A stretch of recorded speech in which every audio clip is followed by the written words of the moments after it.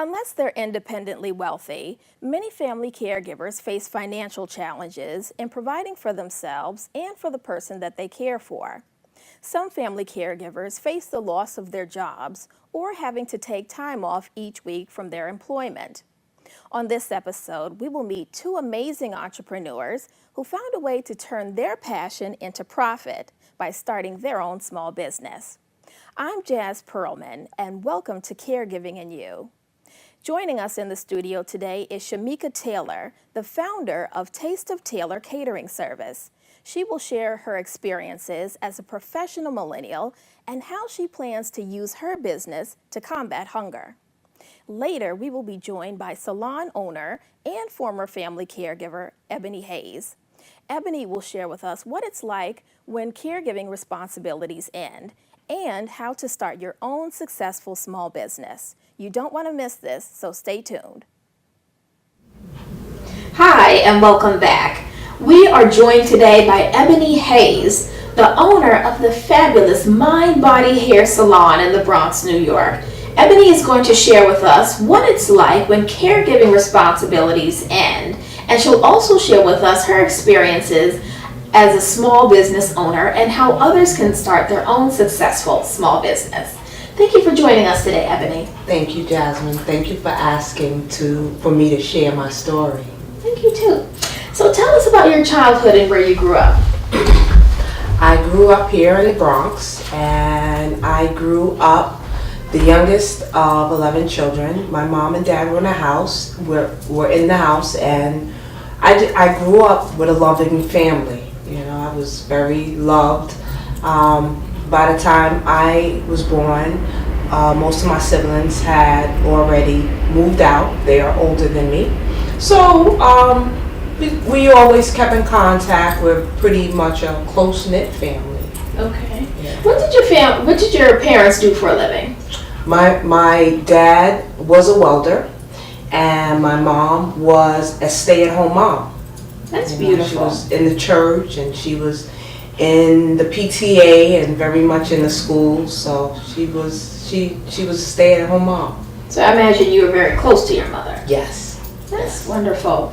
You know, one of the reasons why I identified with your story is because you became a caregiver at the same time that I did. We were both in our early 20s. And I was in college, and so were you at the time, or you had just finished up your first degree program. Yes. Finishing it up. How did your caregiving responsibility start? Was it something sudden that came up, or was it something evolving? You took care of your mom, right? I did.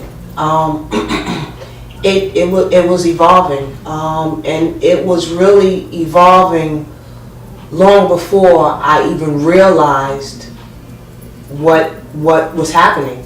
You know. In 2003, your mother was diagnosed with dementia. Tell me about that experience. How did that come up? And so before that, there was, the concern was growing. Things would happen that just kind of seemed out of the ordinary. She was forgetting things? She was forgetting things. I remember specifically after my dad had passed away, she was on the phone, and I guess just the whole circumstance with that and just her being of age, the telephone number that we had for so long, the home number, she couldn't recall at all on the phone. And I just, that kind of raised my awareness that, maybe my mom wasn't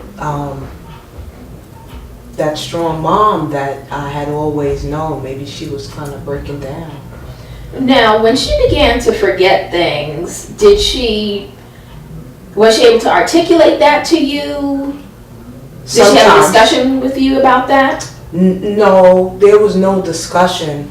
I do remember quite a few times, her maybe saying, asking me something, and then would say, did I ask you that already? Or, I remember her just saying something to me, and then maybe not long after, maybe repeating it right back to me again.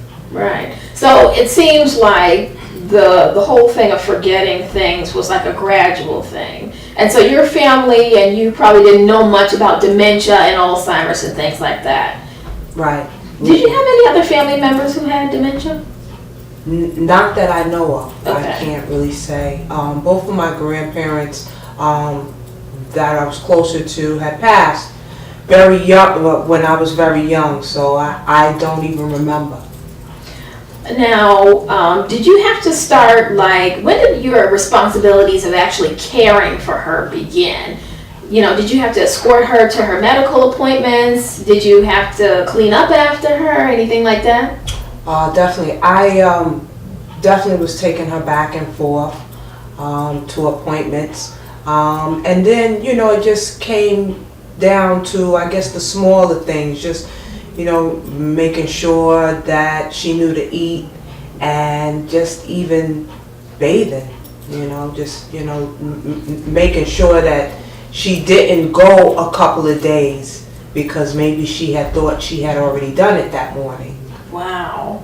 So your caregiving responsibilities actually started very gradually. They did. Now, when I know that she was diagnosed, how did it come up that you and the family actually helped her to get the diagnosis from the doctor?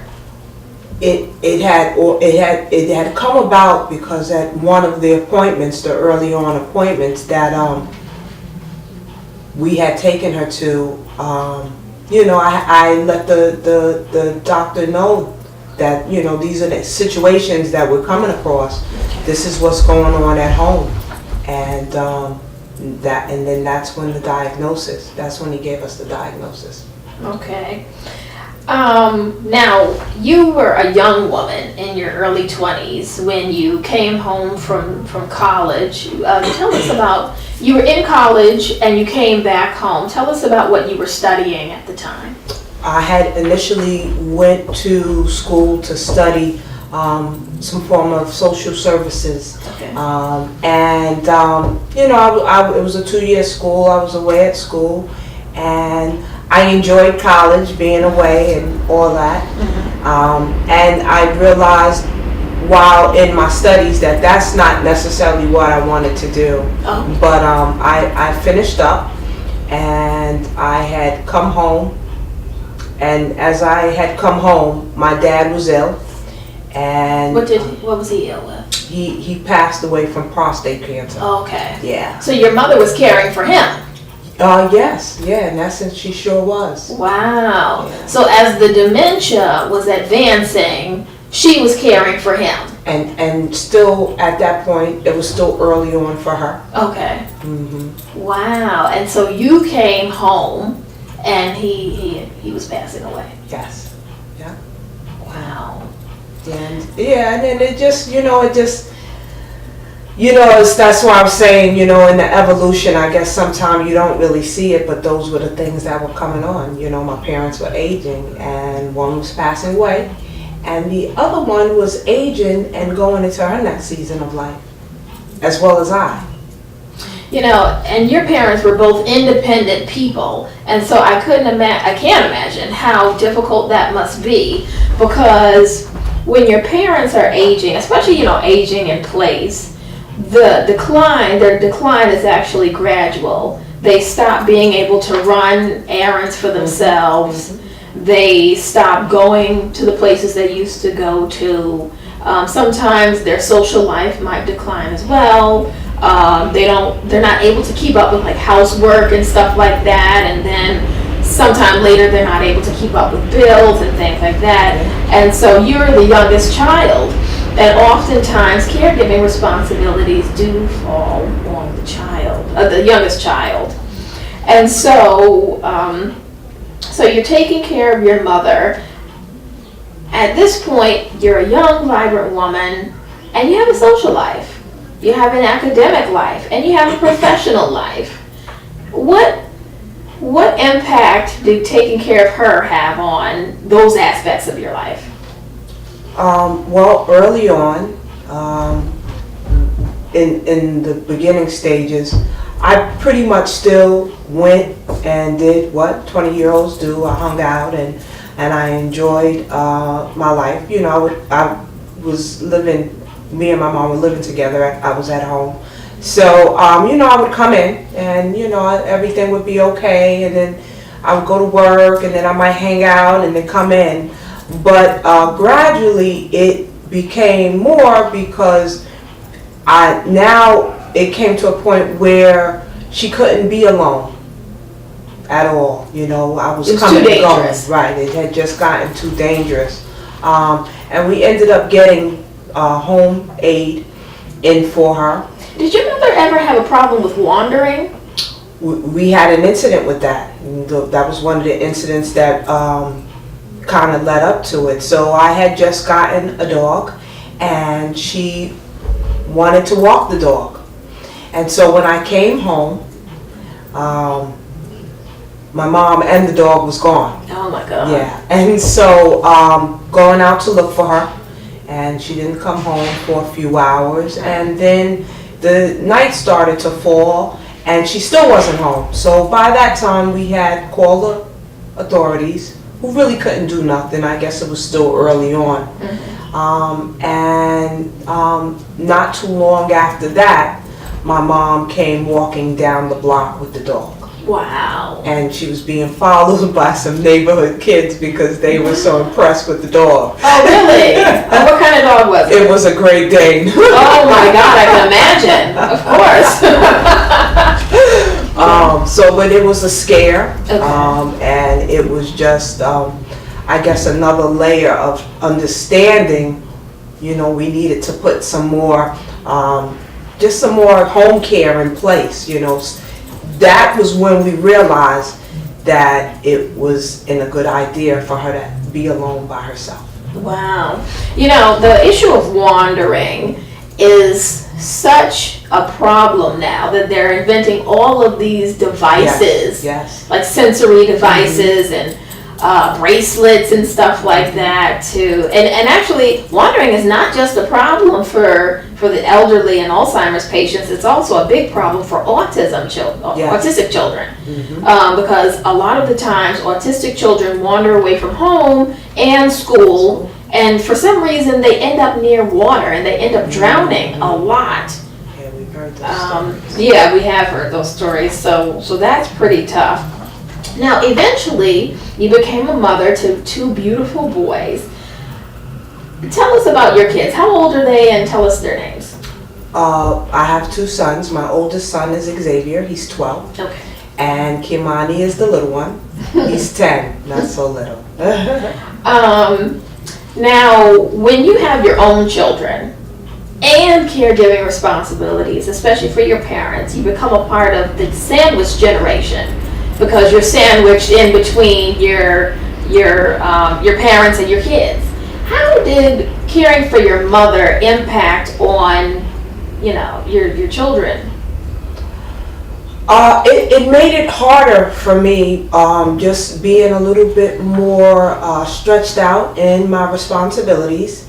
You know, in my 20s, I was allowed to run a little bit more. Now at 30, things like maybe traveling, which I enjoyed doing in my 20s, wasn't happening.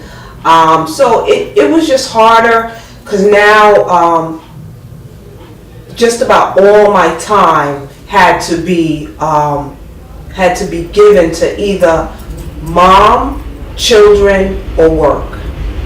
So it became hard. And just certain things that I did enjoy doing, even just like exercising. I took some years off just from even taking care of myself. Really? Just to be able to manage something that kind of seemed, even though it was evolving, it just seemed to now just be upon me. You know, caregiving can impact on how you eat and what you eat. A lot of caregivers have acid reflux and all kinds of issues, digestive problems, because they don't even have time to fix an adequate meal.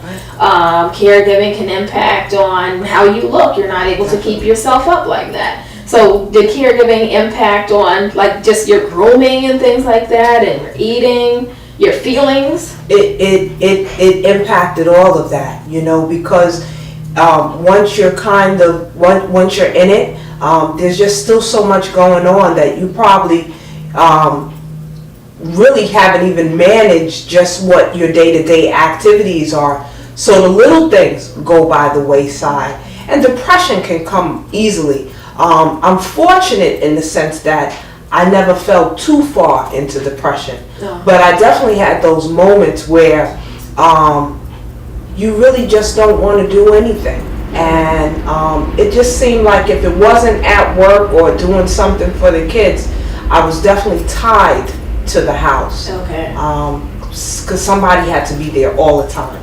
Mm-hmm. And so when the aide left, it was me learning to be a mom for the first time, and then just taking care of my mom and all of her what she needed. The care that she needed. Describe for me what a typical day looked like with caring for your mom and caring for your babies. What did that day look like from morning to night? So maybe if it was a Sunday, it was me definitely being at home when she got to the point where she couldn't really, or we didn't even really want to take her out too much.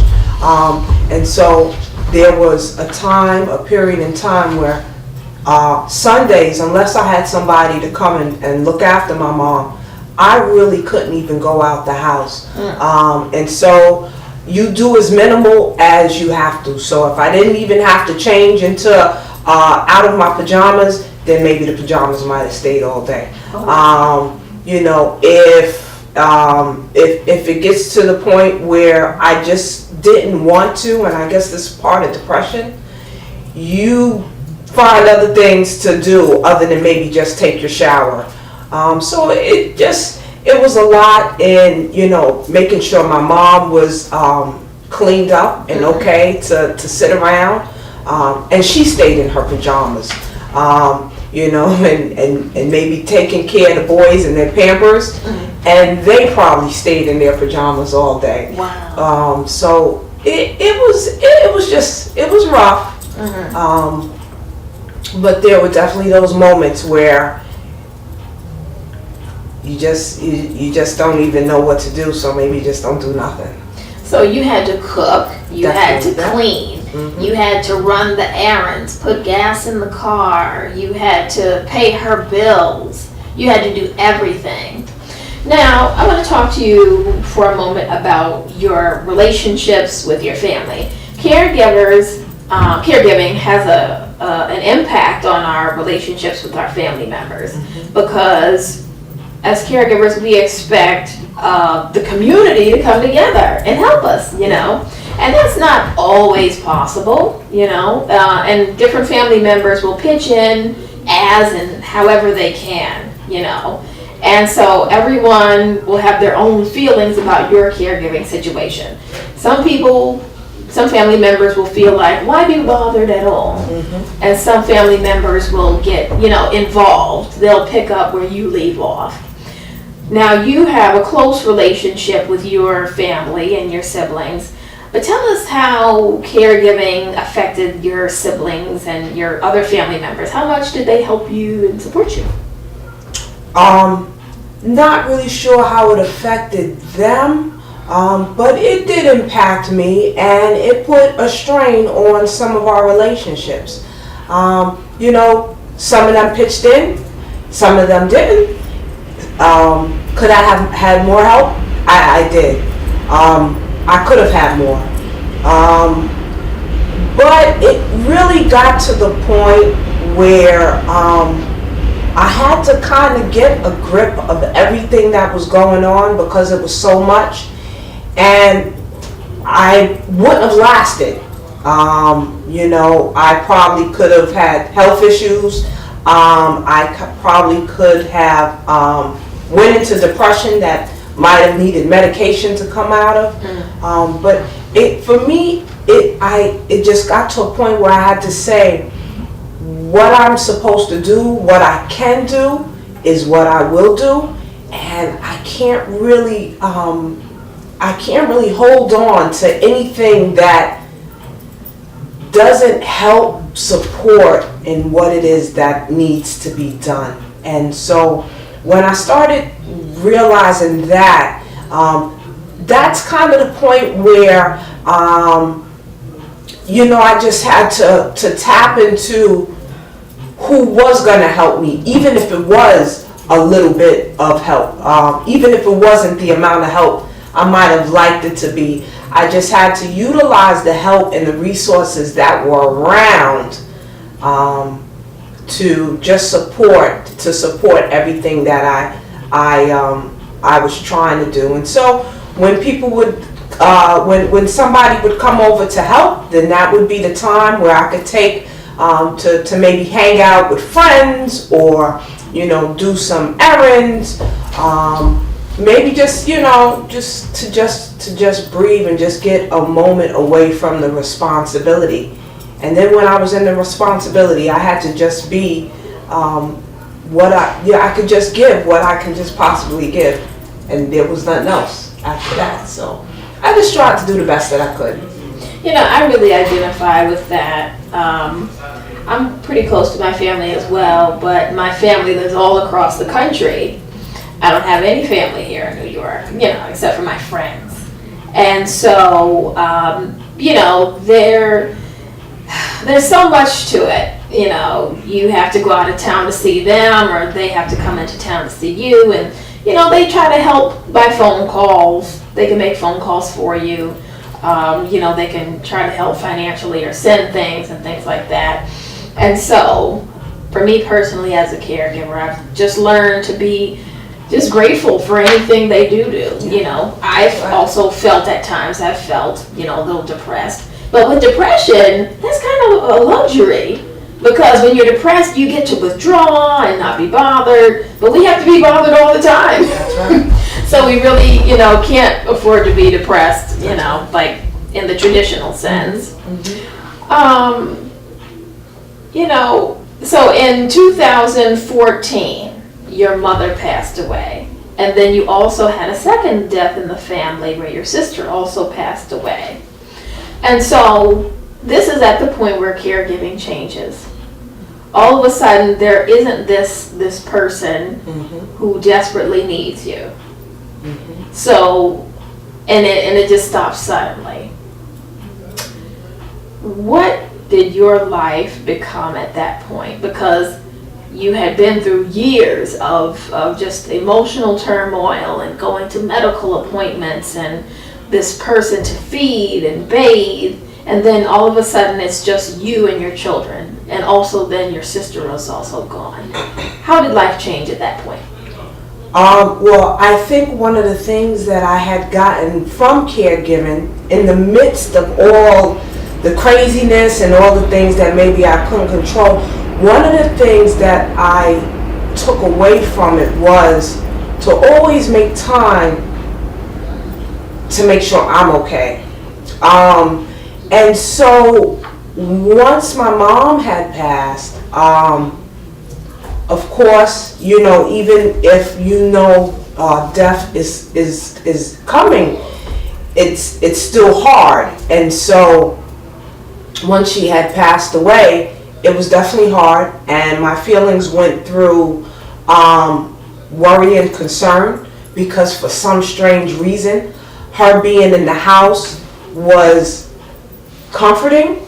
And even though she didn't do anything, she wasn't mobile and couldn't help herself, just her presence, just her being there was comforting. So once she passed, it was kind of scary, because it was like, for some reason, who's going to take care of me? I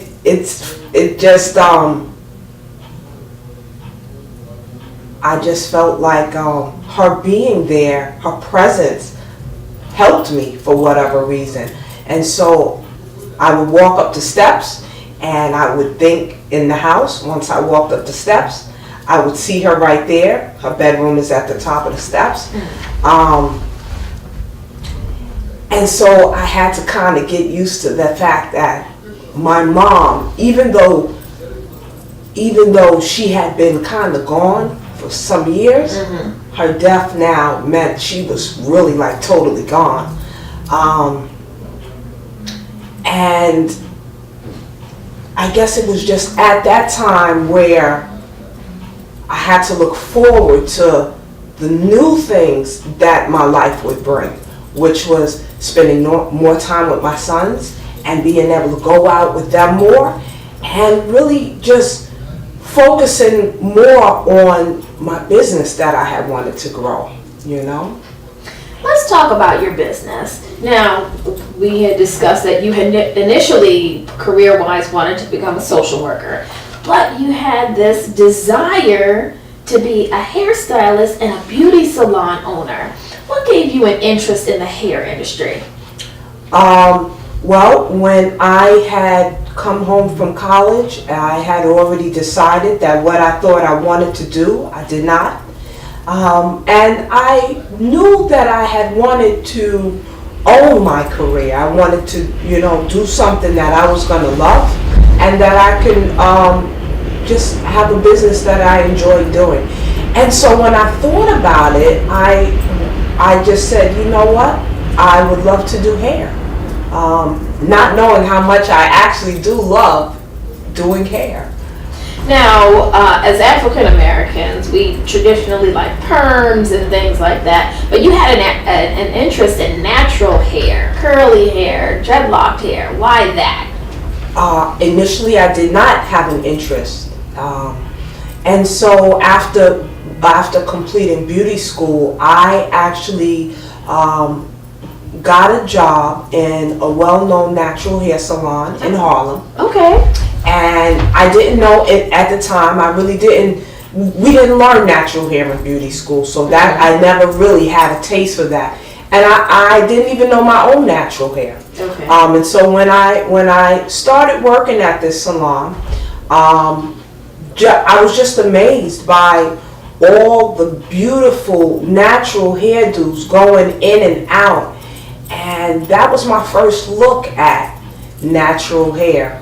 And that's where it started. And years later, 20 something years later, I'm just a lover of natural hair. Now, you took a special class. It's called trichology, right? I'm in the process of studying trichology, the study of the hair and the scalp. Yes. And so, what are you learning about the hair and scalp? I am actually learning to help women who could possibly have issues with their hair, like balding and alopecia, from different reasons. It could be the styling techniques, or it could be diet, or hereditary genetics. So I'm learning to help women with their hair issues. Yeah, there's a science to taking care of your hair. Yeah. With a lot of styling and the wrong products and illness and stress and things like that. A lot of people don't have the best hair that they could. Yeah. So I think everybody needs a class like that. I have a couple of bald spots myself. So as an intelligent entrepreneur, you decided to get some business counseling, business assistance. And so you have received business counseling from the Small Business Development Center at Lehman College. Tell us about the kinds of assistance they gave you. What were you looking for starting your salon? Well, early on, I went to them just to kind of help me get clarity on how I wanted to run my business, and what I wanted to look like in real time. And so they helped me formulate my business plan so I can look at it on pen and paper. And at the time, I actually was renting a booth in another salon, so they actually helped me get financing to move into my own salon and build my own salon. That's beautiful. Now, there were some steps there. Now, you had the concept for your business and you knew that you wanted to do natural hair. then you got the experience first. You know, you rented a booth at your salon, at the salons, and you learned your craft, which is very important, and you know, built up your clientele. And then you decided, okay, well, these aspects of business I like and I know, some aspects I don't know. And then you got business counseling, which led also to getting financing. Now, we all know that getting financing requires good credit, having a good business plan, and, you know, knowing where to go for that financing. So after that, after getting the financing, you began to look for locations and stuff like that. Yeah. Do you have other hairdressers working at your salon? Currently, no, but I have had, yes. Yeah, and so, you know, people grow and they go on. But, yes. So here at your salon, you do dreadlocks, you do curly hair, and any other kinds of styles. Do you put in weaving or anything like that? No, I don't generally do weaves, but I do the bulk of my work is locks and lock maintenance, Okay. twists, braids, and hair care. Okay. So tell us about, have you ever been a mentor to other people? Have you ever had like a specific mentor? I myself do try and I myself need mentoring. I think we need mentoring at every stage. But yes, you know, I am partnered with a couple of DOE programs that DOE? the Department of Education. Oh, okay. They have a vocational school that I'm partnered with. They have GED programs in which young people who are interested in going into the field intern here at times. Now, I'll tell you a couple of interesting things that are going on. Now, when people are incarcerated, the states are looking for ways, how do we rehabilitate these people? And they're actually putting classes in the correctional facilities teaching prisoners how to be beauticians and barbers. Okay. And actually, the whole thing of becoming a beautician is good for people in the jail and the people who are felons and who are now out and looking for employment. So that's very interesting. Also, what's going on in India? There are some young ladies, you know, they get into bad marriages and stuff like that, and there have been acid attacks. And so, when you have your appearance taken from you, of course it's devastating on your self-esteem. And so in India, they also have beautician programs where they teach the girls how to become beauticians. So I think that's beautiful. So there's a lot of ways that the hair care industry is changing. Now, of all the characteristics of success, tell us which ones you have the most. Do you persevere a lot? You know, those kind of things.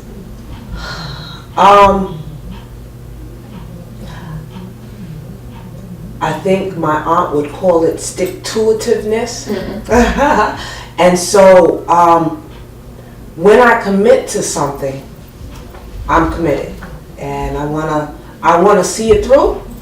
I'll give it 120%, and you know, I'm just gonna try and do my best and make it as successful as possible. And I think that's the characteristic that I have the most. When has your sense of humor helped you to be successful? Like in the face of adversity, how has that helped you? It always helps me because, you know, we could always set off for one thing, and it usually won't go that way. You know, it usually, there's always something that's kind of thrown in the mix that takes us off our path, that just doesn't go the way we want it or thought it should go.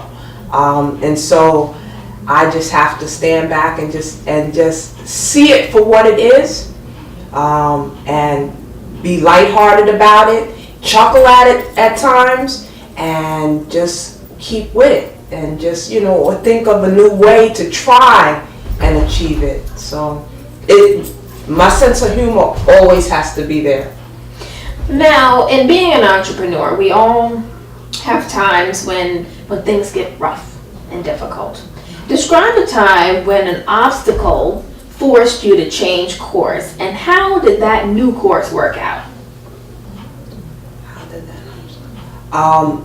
So there was a period of time after I had went into the natural hair salon in Harlem and I worked, and it had always been my dream to get my own. And so I had been there for maybe about 7 years or so, and I was fired from the salon. And so devastating, I didn't see it coming, and I actually ended up having to go around the corner from where I'm at now and rent a booth. It wasn't necessarily, after being there for a little while,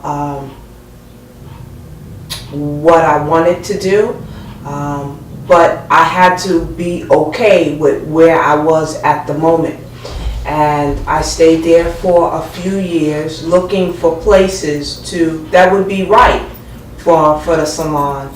And so I had to kind of readjust myself within that situation, just kind of be patient and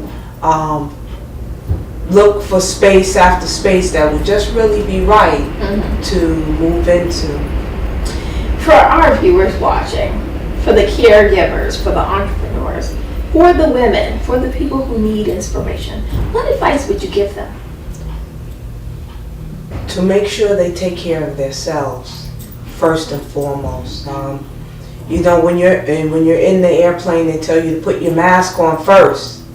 You have to do for yourself, because if you don't, you can't possibly give the best to anybody else that you have to care for, take care of. So you have to learn a balance, and the balance between how much you can give yourself and how much you really have to give your own self, you know? That's beautiful. Well, Ebony, thank you so much for joining us today. Thank you, Jasmine. Don't go anywhere. We'll be right back. I'm 12 years old and my name is Xavier. I'm 10 years old and my name is Kamani. So what do you guys enjoy doing? What school do you go to? I go to Eagle Academy for Young Men. Mm-hmm. I go to BS 121 in the Bronx. And what grades are you in? I'm in 7th grade. I'm in 5th grade. Now, I'm sure that you guys are good at everything, but what are your favorite classes and activities at school? Well, my first favorite class is gym, but my first favorite academic class would probably be science. I like gym. I love science. I like art. Do you guys remember your grandmother? I remember a little bit. A little bit? You Yeah, remember me your also, grandmother? Just a little bit. What do you guys remember about her? What were your favorite memories of her? I remember everybody used to tell us that she would hold us in a rocking chair in her room. So I guess that was one of my favorite memories. Same. That's it. Okay. Now, your mom is a very busy, very successful businesswoman. In what ways do you guys try to help your mom? Well, sometimes I would sweep the floor and I would answer the phone when it rings for clients. That's nice. Sometimes I would also mop. Mm-hmm. And what do you do? Yeah, same for me. Sometimes I help put people under the dryer also. Do you guys think you'd like to start your own business? Yes. Yeah, my own business too. Okay. And what do you guys want to be when you grow up? I don't have my mind set on anything. Not yet? Neither do I.